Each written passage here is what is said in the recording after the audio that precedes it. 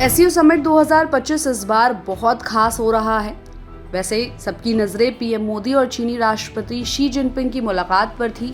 Border tension, trade imbalance और global politics के बीच ये मुलाकात एक नया चैप्टर खोलने वाली लगी। सबसे बड़ी बात ये रही कि दोनों नेताओं ने साफ कहा कि भारत और चीन राइवल्स नहीं बल्कि पार्टनर्स हो सकते हैं। ये बात सुनने में सिंपल लगती है, लेकिन इसका स्ट्रैटेजिक मतलब बहुत बड़ा है।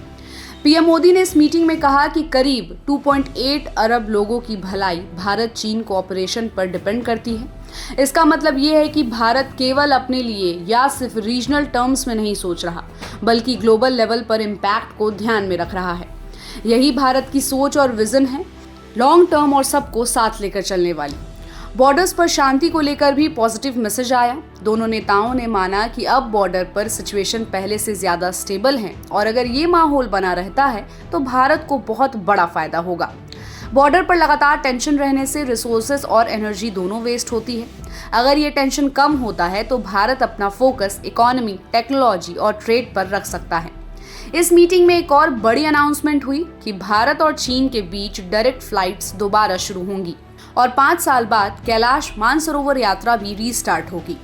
ये चीजें केवल ट्रैवल या टूरिज्म से जुड़ी नहीं, बल्कि ट्रस्ट और कनेक्टिविटी का सिंबल भी है।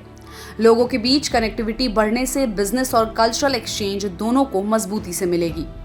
भारत के लिए इस मुलाकात से कई एडवांटेज हैं। सबसे पहले ट्रेड बैलेंस को सुधारने का मौका मिल सकता है, क्योंकि अभी तक इंडिया चाइना ट्रेड में भारी इम्बैलेंस है।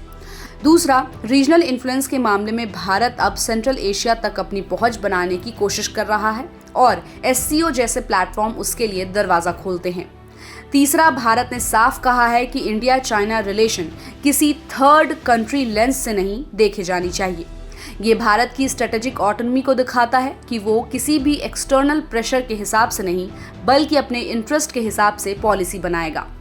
एससीओ प्लेटफॉर्म भारत को सिक्योरिटी, एनर्जी और कनेक्टिविटी जैसे सेक्टर्स में पार्टिसिपेट करने का मौका देता है। इससे लॉन्ग टर्म में भारत के इकोनॉमिक इंटरेस्ट भी मजबूत होंगे।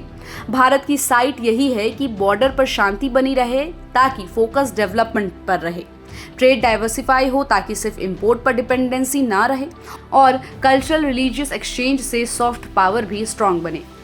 कुल मिलाकर एससीओ समिट 2025 भारत के लिए पॉजिटिव साबित हुआ। पीएम मोदी और शी जिनपिंग की मुलाकात ने दिखा दिया कि दोनों देश अपने डिफरेंसेस को मैनेज करके प्रैक्टिकल रिलेशन बनाना चाहते हैं।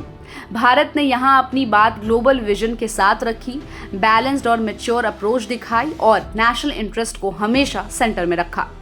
आगे का रास्ता आसान नहीं है, लेकिन अगर ये मोमेंटम बना रहता है तो भारत ना सिर्फ अपने ट्रेड और इकोनॉमिक टाइज को मजबूत करेगा, बल्कि एशिया के रीजनल इंटीग्रेशन में भी की रोल प्ले करेगा। और यही है भारत की असली साइट, शांति, विकास और स्ट्रेटेजिक बैलेंस। तो इस पूरी खबर पर आपकी क्या राय है, हमें अपनी राय कमेंट बॉक्स में दें और ऐसे ही अपडेट्स के लिए keep watching and subscribe good returns.